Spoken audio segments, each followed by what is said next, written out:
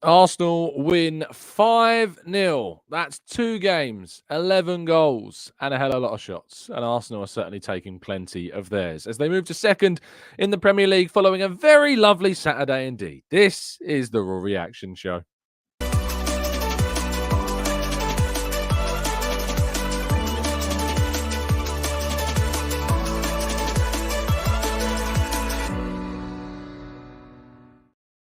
Hello and welcome to the Gooner Talk, back again with you guys for another episode of what is our 8 a.m. Raw Reaction Show. Joining you every single morning at this time with some form of another of episode for you. And today, of course, with it being the day after the game, means we're going to be breaking down yesterday's fixture. Good morning, good afternoon, good evening, wherever you happen to be in the world. Thank you so much for tuning in and joining me at the usual time.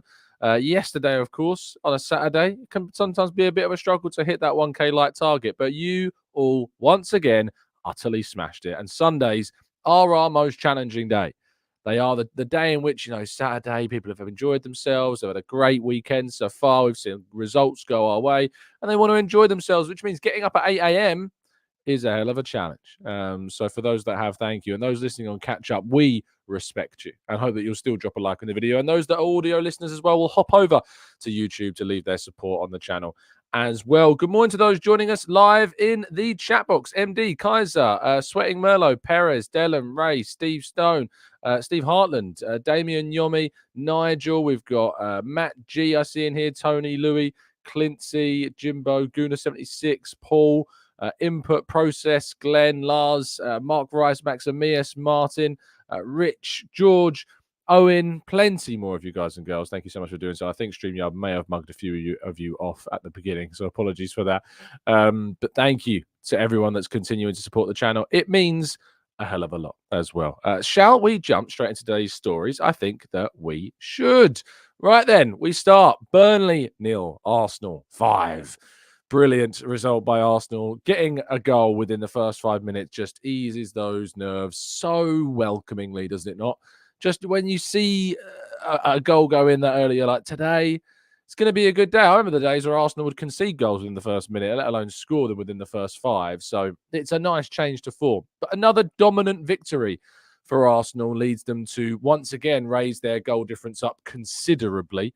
And it leaves the Premier League looking very nice indeed. We'll talk a little bit about how it's looking very shortly. Martin Odegaard, though, was that man who got the first goal. And I have said, and I've been saying for some time, that we have needed to see more goals from him. And with last season being as it was, and him equaling the record for the number of goals scored from open player by a midfielder, along with Kevin De Bruyne and 15 strikes, we wanted to see more from Martin Odegaard. And thankfully, we did just that. Fantastic strike. Good spot from Martinelli in the O-zone, as we're describing it, of course, just around that outside of the box, inside the penalty area, that kind of circle. Yeah, it's great. It's fantastic to see Martin Odegaard star again. Not only that, but he managed to get an assist as well for Bukayo Saka in the second half, start of the second half. We'll talk about that goal shortly. But yeah, what a fantastic performance and what a fantastic game once again for Martin Odegaard, who is hitting form at the best of times. Now, the penalties keep coming for Arsenal. And Leandro Trossard, of course, deserves plenty of credit revolving around him. Can you see that mouse on the screen, by the way? That's so weird. Usually you can't see the mouse. Look, I can like point to things. That's very interesting. Very interesting indeed. I never knew I could do that. But the penalties indeed are coming thick and fast. Bukayo Saka, of course, is having a fantastic season. So many goals, so many assists, but picking up another penalty, squeezing it underneath James Trafford on that left-hand side of the goalkeeper. I thought for a moment that he might have it saved. But yeah, fantastic to see Bukayo Saka scoring once again. And he into the second half, as we mentioned, run another really quick goal. So quick, in fact, I nearly missed it. I literally just jumped on to see it as it went in. And yeah, it was quite the strike. That right-footed effort high into the net is something that Saka certainly enjoys to do these days. I remember the goal he scored against, was it Leeds? That one he smashed it in the top with his right foot. There was another game, I think it was the start of last season, where he just loves smashing the ball in with his right foot. It's high into the net. He just whacks it as hard as he can. And it's so accurate and powerful that gives the keeper absolutely no chance whatsoever.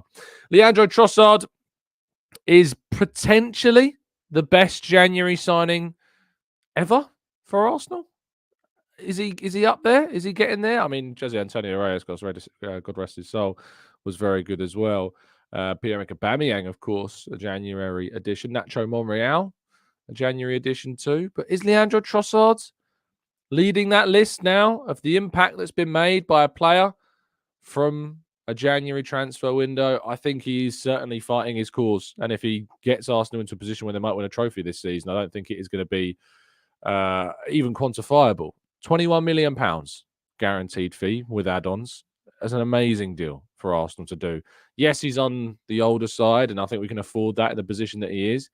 But for me, Leandro Trossard is certainly up there as one of the best signings we've ever made in that winter window. And yet another really fantastic finish. It does seem that he needs to take a few bites of the cherry before he can get a strike on goal, because he's had a couple of opportunities that didn't sadly hit the target. But his performance, winning the penalty, the movement, the combination play, the link up, and the goal, all of those things have contributed to Leandro Trossard being as appreciated as he is. And thank goodness that we didn't get Mihailo Mudryk, is all I can say. Thank goodness we didn't get Mihailo Mudryk. Now we move on to the man of the hour.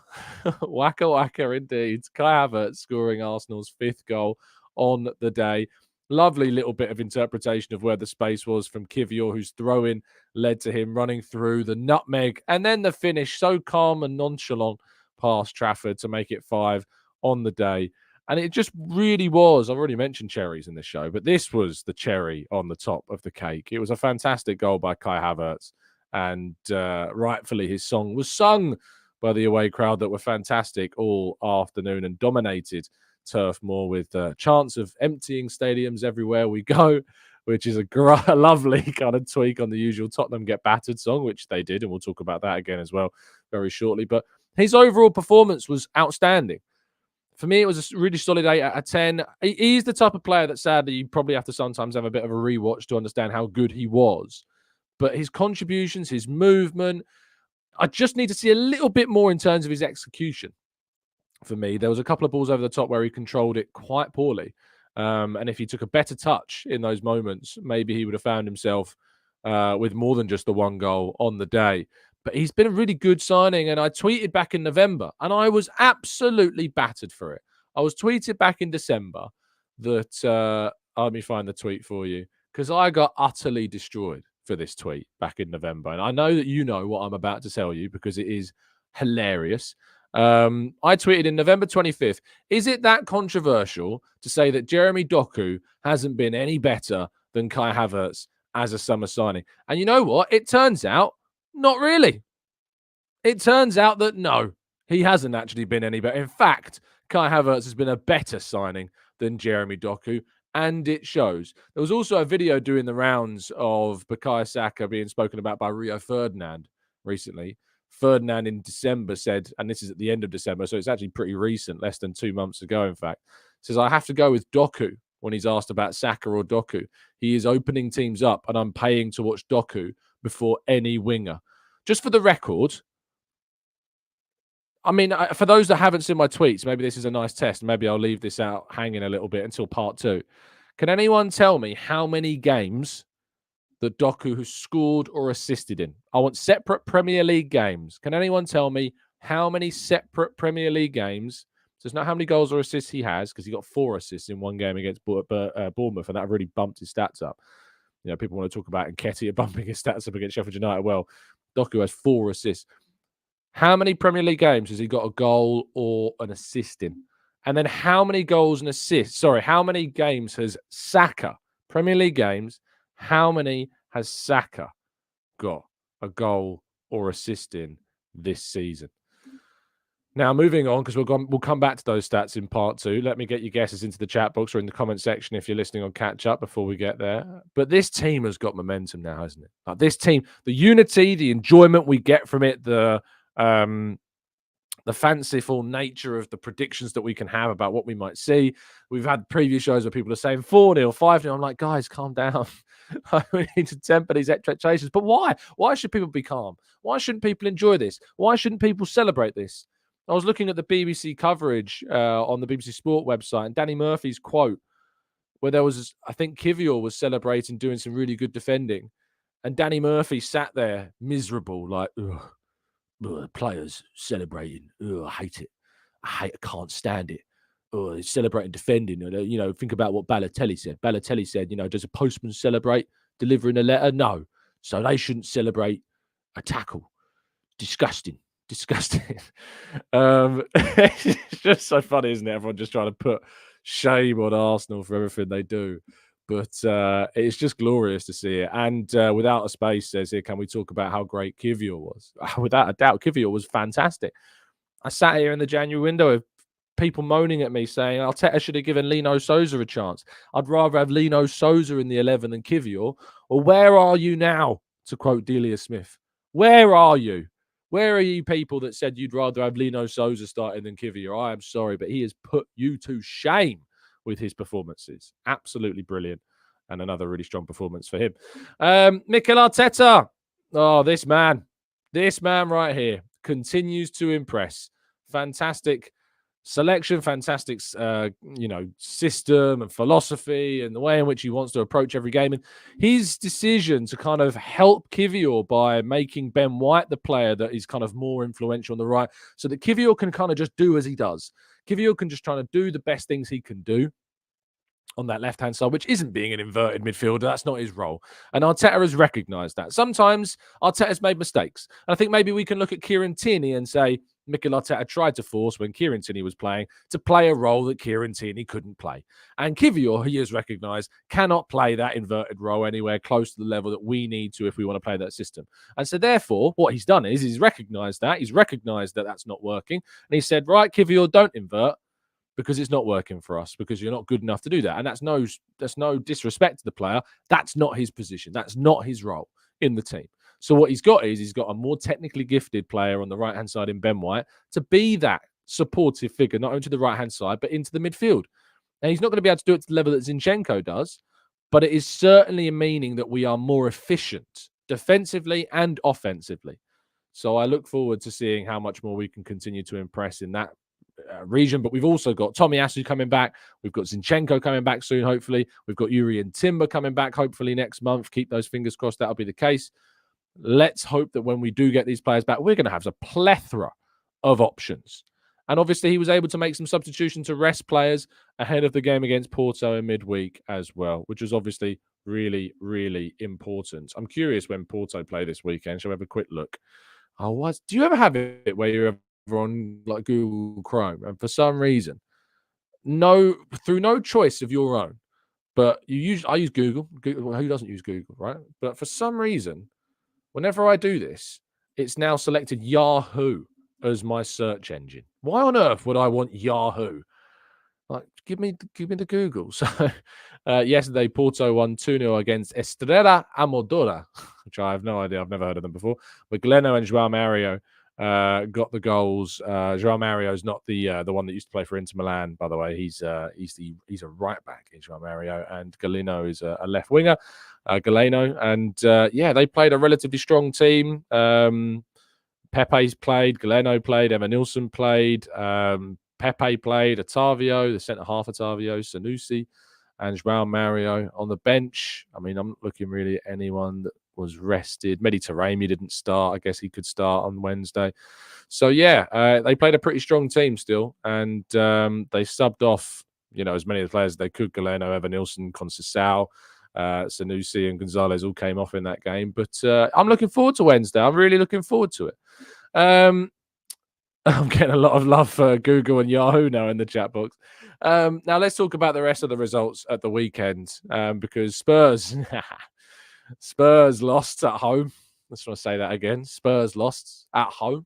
João Gomez getting 2 goals on the day, and really, they're impressing this season, our Wolves. They're actually having a really interesting campaign. If we have a look at the Premier League table and where them and Spurs are right now, it means that Wolves moved up to 35 points, which is level with Chelsea. They've got a 2 worse off goal difference. Brighton play today. They play away to Sheffield United. But you've then got West Ham on 36, who are in a little bit of a free fall at the moment. You've got Newcastle on 37, and there's like a 2-point gap between 11th and 7th. That's how close that pack of teams is chasing that last European spot. And then Manchester United up in 4th place. They play Luton Town today at Kenilworth Road.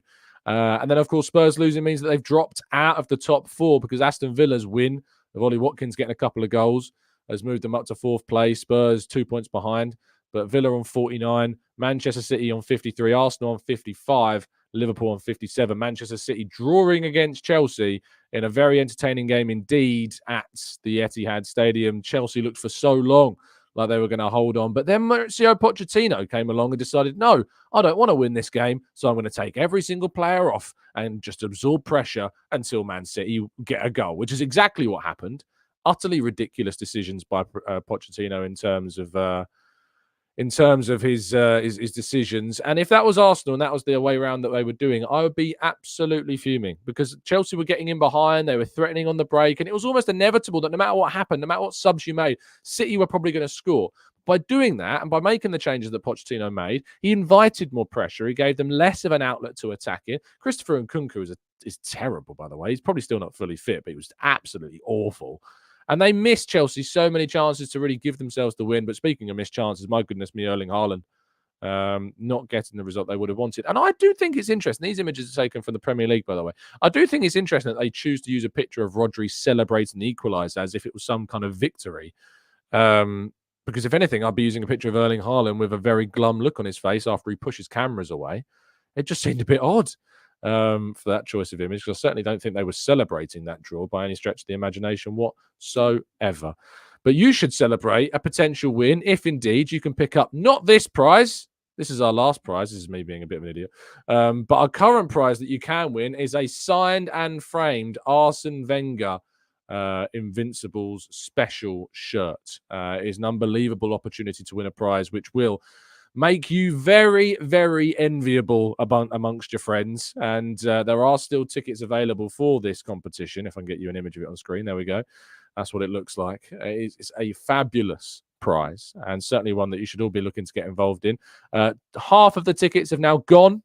There was 2 weeks on this competition, but half of the tickets have already been sold. A link to get hold of it and get hold of a ticket is in the description. Not only that, but you can potentially win some instant win prizes as well. A Thierry Henry signed shirt, a Dennis Bergkamp signed shirt, a Tony Adams signed shirt, a Nigel Winterburn signed shirt, a Freddie Ljungberg signed shirt, a back four signed photograph, and a Pascal Sigan signed and framed Arsenal montage as well, which is fantastic. You should definitely be looking at getting involved in this. So best of luck to all those that already have, and let me know whether or not you are successful. I really wish you all the best of luck with that competition. Right, let's go to part 2 and your questions right after this.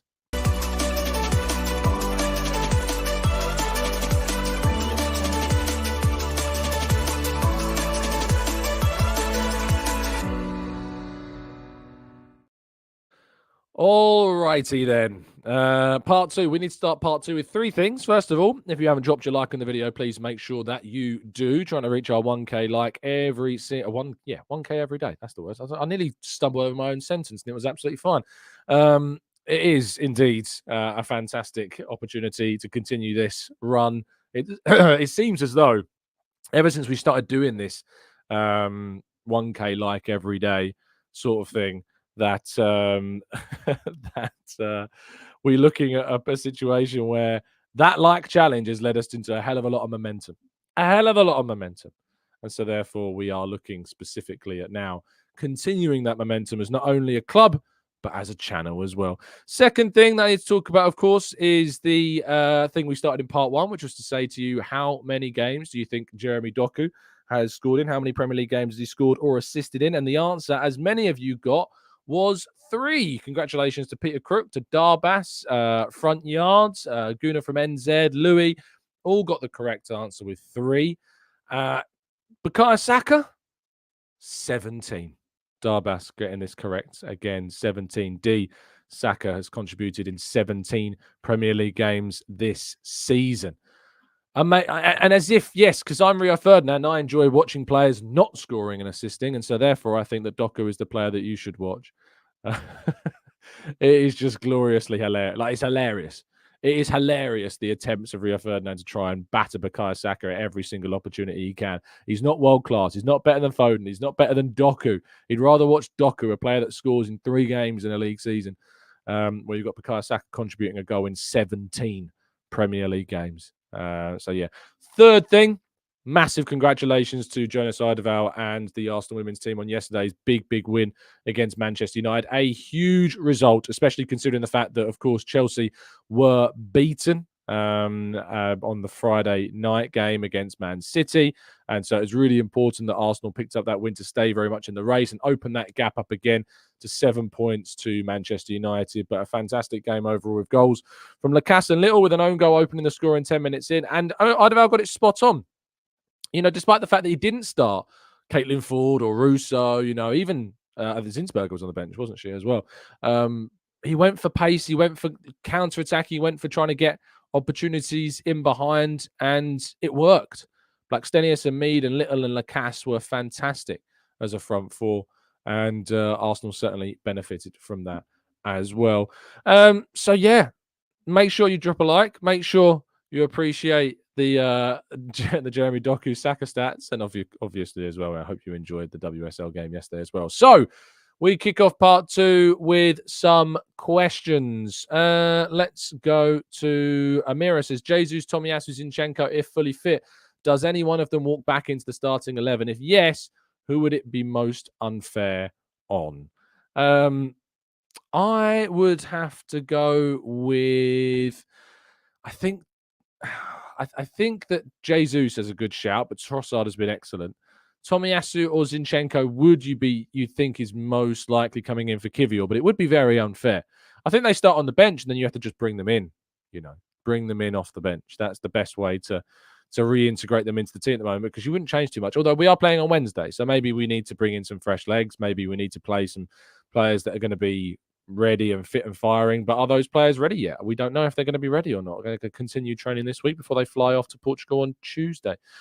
Following says, a few months ago, a YouTuber asked Mbappe, that's Curtis, wasn't it? Curtis Short says, Arteta doesn't talk about players from other clubs. Sky asks now, and suddenly there's a response. What changed? The question changed and the situation changed. If you ask about Mbappe when there's absolutely nothing going on in the world of Arsenal and Mbappe, you're not going to get an answer. It was just a poorly timed question. I respect Curtis's right to ask the question, but it was timed and probably not asked in the best way. And then when it was asked this time around, it was asked in the sense of the conversation, surrounding the player. It wasn't, are you going to go and sign Kylian Mbappe? Would you sign Kylian Mbappe? It was kind of around the idea of Arsenal being in the conversation. And Arteta answered that, with the idea of it being. So there's a very good reason why that question wasn't answered when Curtis asked it and why it was then answered when it wasn't. When it was asked by Sky in a different way. I think it was BBC, though, wasn't it? I don't think it was Sky that asked the question. I think it was the BBC that asked the question. Ian says, does Rodri not get penalised for his comments about referees? I think the number of times he gets away with stopping attacks and not getting yellow cards is ridiculous. Perfect candidate for a blue card. Yeah, I mean, the whole situation when Walker thought he was fouled was ridiculous. And I feel like I've used that word a lot today.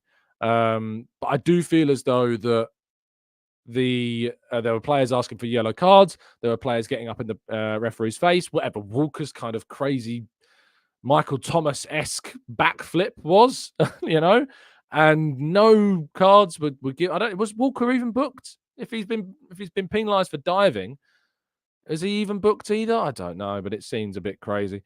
Rob says, what's our longest winning run? It's a great question, actually. I'm not sure. Arsenal's longest winning streak. Let's see if we've got the longest winning streak. Arsenal, February 14th. February to August 2002, Arsenal had 14 wins in a row. Man City had 15 in 2019. Liverpool had 17 in 2019. And Liverpool had 18 also in 2020. Manchester City 18 between August and December. So I guess one of ours is 14. That article was from 2021. So unless there's been any in 2022 or 2023, or there is an article from 2023, is there one? 18 still is the highest, and Liverpool as well. Arsenal's 14 wins in a row is in the top 5 of all time. But there you go, Rob. That's the answer to your question. It's just a Google away. Let's go to have you noticed how good Havertz is at finding space in games, says Ezra. Yeah, I've been waxing lyrical about Kai Havertz for weeks.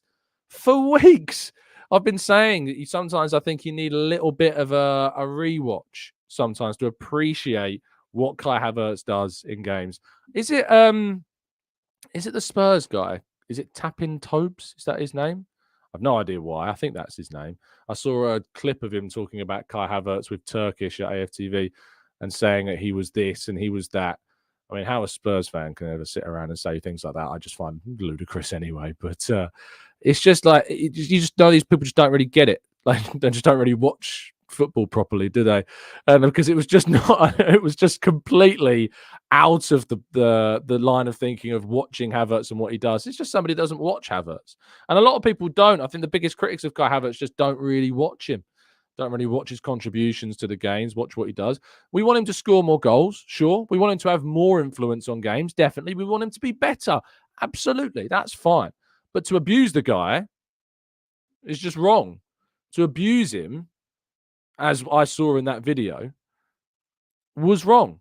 And so we can say that, and I can see people are saying that they quite like this fella. That's just fair enough. You can do. But I'm not ever a fan for abusing players, which is what I saw in that video, whether you're a Spurs fan or an Arsenal fan, you know? And so the abuse that Havertz has suffered this season from not just rival fans, but from our own supporters is unacceptable. It's absolutely unacceptable, some of the things that have been said about Kai Havertz. And I love the irony of his chant. I think it's great. But fans have almost been wanting him to fail because they've been so forthright in their opinions at the beginning of the season, so forthright in their view that he was the wrong player to sign.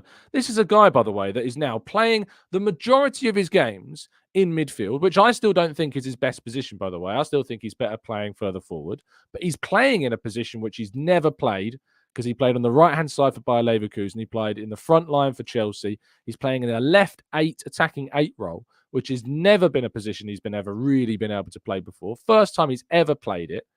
He's now 2 goals behind Granit Xhaka's goal tally from last season. And by the way, Granit Xhaka scored 2 goals against Everton on the final day of the season. And he scored 2 less goals than Granit Xhaka, and we've got 13 games left. He might, and think about how much Granit Xhaka was praised during that season.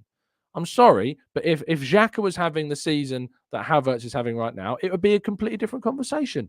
A completely different conversation. This is somebody now that scored a great goal against, obviously, Burnley. Sure, you can write that up and say it was a 5th goal in a game. Does it really matter?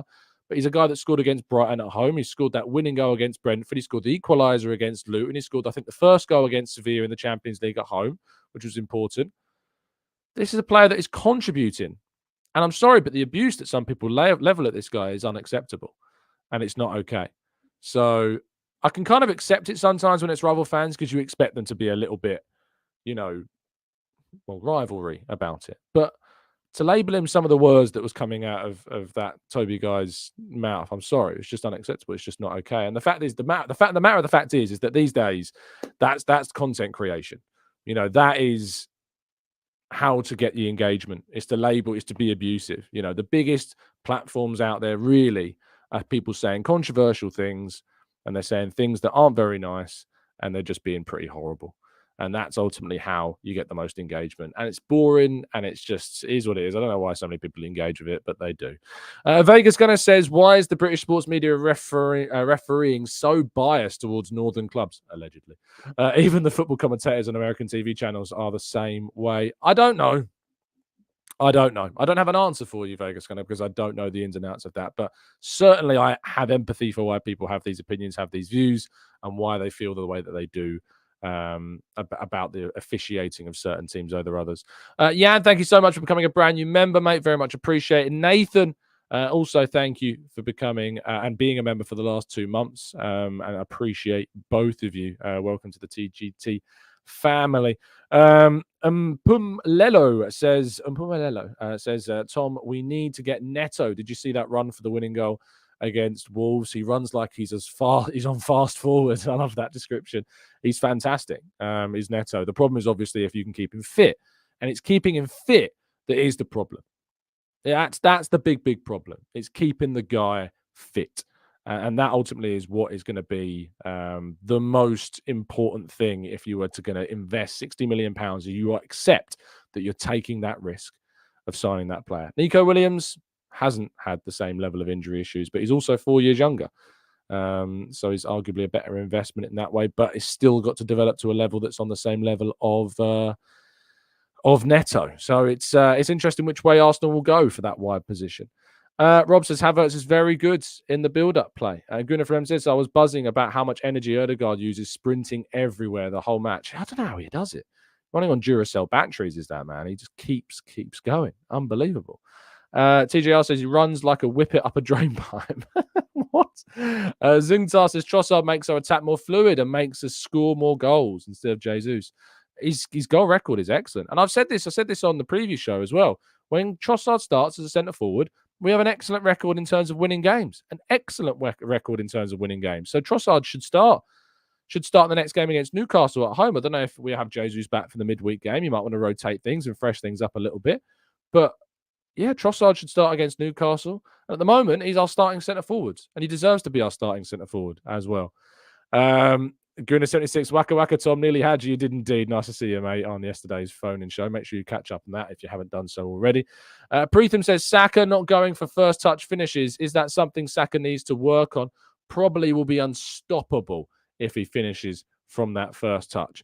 Maybe. I mean, yeah, there's always room for improvement. He's still 22, so you expect him to still get better. And maybe first-time touches is something that he needs to get better with and first-time efforts on goal. But my goodness me, he's still contributing a hell of a lot of goals this season, isn't he not? And Magambo says, remove Havertz from the last 2 games and do we get a different result? I think the opposition was poor and we would have won the game without Havertz. It's impossible to know, but I think it's incredibly short-sighted to look at it in that fashion. Do we win? We scored 11 goals in 2 games. It's like saying if we took off Saliba, if we took off Rice, if we took off even Saka or Martinelli, I still think we win the games. It's a really disingenuous point, Magambo, actually. It's quite a disappointing one indeed. Caesar says, probably heard our fans chant the We Got Mikel Arteta chant more in the past 5 games than the first half of the season. Feel like our fans are becoming more optimistic again. Look, we talked about this on the phone-in show yesterday, and Stephen brought up this point. Stephen Foote, who's a brilliant contributor to the channel and a really dedicated listener, brought up the point that it feels as though the start of, I think Rod might have done it as well, the start of last season, Manchester City were kind of tweaking things and they were losing points. They were trying to work out what they were doing. They were playing different fullbacks. They were changing the lineup quite a lot, and it was costing them points. But in the second half of the season, they just kept going. They kept winning and winning and winning and winning. And it seemed as though they'd worked out what to do. And I think that when you look at the performances of Arsenal this season, we too have suffered from tweaks and changes and the introduction of new players and people learning new systems in the first half of the season. And now we're seeing something of the fruit of our labour in 2024. We've not lost a single game in the league, and we've won every single league game during 2024 so far. And you can see the benefit of perhaps finding our rhythm. And now, instead of losing players, we're hopefully going to be having players come back into the squad. We're going to have players come into the team to help us out and strengthen the options that Arteta has got at his disposal even more. And that is a really, really exciting reality. Dexy says, can you talk about Raya's performance since the break? It's been excellent. He's obviously not been tested anywhere near as much. We've had 2 shots on target in 270 minutes of football plus. So he's not had to necessarily be tested, but his distribution has been excellent. He's been on it, he's been alert, and he deserves a lot of credit. So yes, you're right to bring him up into the conversation. Shane says, no coincidence that we've been winning lately and Odegaard's form has gone up. If he, Gabriel, Saliba and Rice stay fit, then we have every chance of winning the league. Look, when Odegaard plays well, Arsenal play well. He's that important. He's that important to the team. He's a class player, and I look forward to seeing more of him. Paul says, I think Arsenal have a distinct advantage in the title race at the moment because it's business end of the season and teams will have something to play. I'm trying to work out all the lack of vowels in this comment. When you have something to play for, you don't play against low blocks. They'll have to come out and play. Is your A and E's not working on your keyboard, Paul? I can only assume that it's not. Yeah, I think that you're right in the sense of Arsenal now. I've got this kind of fear factor about them that other teams are going to react differently. Jalali says, Tom, who is James Sweet? James Sweet's a youngster. He's a fullback on the right hand side. I'm interested to. I mean, I'm surprised he actually was on the bench rather than Real Waters. But he is very highly rated. He's very highly appreciated. Is James Sweet? He's got actually a younger brother in the club as well. So, yeah, he's an interesting young player, but I didn't expect him to get any minutes yesterday. Same with Mauro Bandera, who's more of a midfielder. Smith Rowe was always going to get the time, and we were always going to try and put minutes into certain players that need them, like Jorginho needs minutes, Nketiah needs minutes, Nelson needs minutes, because these are players that we might need to rely on when we need the depth in the squad. So it's all well and good saying, why don't the kids play? But we need to have those players getting minutes and making sure that they're fit and sharp and match ready if they're ever called upon. Lewis has 2 shots on target from opposition in 3 games. This squad could beat Chelsea's record of less goals conceded next year. That would be a hell of a task to do, but certainly. I see why people have the confidence to post things like that. Anne says, hi, Tom. Loving your work as always. It feels like Jesus has been injured for most of the season. He put his body on the line for the team, and we have lots of players that do this. Is this a good thing? It's just the style of certain players, isn't it, mate? It's just the style that certain players kind of play to. And so for that reason, you are going to get injuries. That said, he was somebody that received a really damaging knee injury that required surgery, and that has needed a second procedure. So it's not seemingly like he's recovered too well from that knee injury, and that could affect his future at the club. And that's why I expect Arsenal probably to go into the market in the summer and get another forward in. Lay Bloomer says, take off Havertz against Liverpool and see what impact that makes. That in response to Magambo's comment earlier on saying you could take Havertz out of the last 2 games. That wouldn't make too much of a difference. But my goodness me, take him out of that Liverpool game and see what happens. He was so important to the victory against Liverpool. And to be fair, if we'd have played a little bit better, finished a bit better against Liverpool in the FA Cup game, I think we'd still be in that competition thanks to Havertz's contribution in that game as well. All we needed was for a little bit better service in that game, and we would have been, without a doubt, through in the FA Cup also. But we're not. That's the reality. But yeah, he is and has been so important to the way that we play. So important to the way that we play. It cannot be discounted. Categorically cannot be discounted how important Kai Havertz is to this team. Let's go to Ezra's thoughts on Martinelli. I really wish that he'd got the Odegaard assist and that assist when he was on the floor, but Trossard put it out wide. Yeah, it is what it is. But you can't, beggars can't be choosers at this stage, can we? We scored 5 goals, 11 in 2 games. We can nitpick all we like, but at the moment, there's no need to be critical. The Walking Man says the more we play Cedric, the more chance we have of getting a fee for him. He's going on a free in the summer, so we're not getting a fee for him, mate. I'm sorry to burst that bubble. I guess that is where ultimately sometimes you could be a bit frustrated that maybe someone like Sweet didn't come on instead of Cedric, but yeah, I guess you want to give those players that are on the fringes some minutes in case they ever need to be called upon, which they could be. CJ Dan says, Tom, do you think Nwaneri plays a good amount of games at Arsenal next season, or do you think we loan him out? I think that he can now be loaned out because he'll be 17. I think that he'll still stay with the club next season. He might leave on loan. We'll have to see. I hope that he gets games. He was injured. That's why he wasn't in the squad this week. So he's missing because of an injury. That's why he didn't. Otherwise, we might have actually seen him once again. But yeah, he was injured. So that's why he didn't play in yesterday's game. Darba says, does Partey come straight back into the team or only for certain games? Does he throw off the balance of the current side? It's an interesting question because we don't know. I don't know. I think certain games, certainly he could. If he gets fully fit and ready for Man City, you'd have to say that, yeah, you probably do start Partey and Rice against City. But, yeah, it's a tough one. And I think that's a credit to the team. It's a credit to Havertz. It's a credit to Rice, about whether he comes into the team or not, Partey. It's a credit to Jorginho, who's been excellent when he's been called upon as well. So I think that there's question marks about whether or not Partey comes straight back into this team. We just need to get him back fully fit at the moment. And that's the bigger question about Partey is that, are we even going to get him back? And the Walking Man says, is this Partey's last season? And probably it's difficult for it not to be because he just doesn't play. And can we afford to have a player of that caliber on that amount of money that unavailable for us? I'm not sure that we can. Ian says, to be fair, Burnley had a good game plan. They are just poor in executing. They wait for us to pass the centre line and then press you like Wolves do, and Lons did in their away game. Very interesting to see Porto away in the week. Yeah, I'm intrigued to see how Porto are going to approach that game and what they could do to try and undermine Arsenal's plan as well. There's 1,000 of you now watching across all of our platforms. Thank you so much for everybody that is tuning in. Please do drop a like on the video if you haven't done so already and help us to our 1K like every day target. I will be live a little bit later on. Will I be later on today? No, I think our preview will be tomorrow. So look out. A preview will probably be Monday or Tuesday. Of course, I'll be back tomorrow morning at 8 a.m. at the usual time to bring you all the latest Arsenal news and round up all the latest regarding Arsenal, as we always do. Thank you so much for tuning in. Have a fantastic day.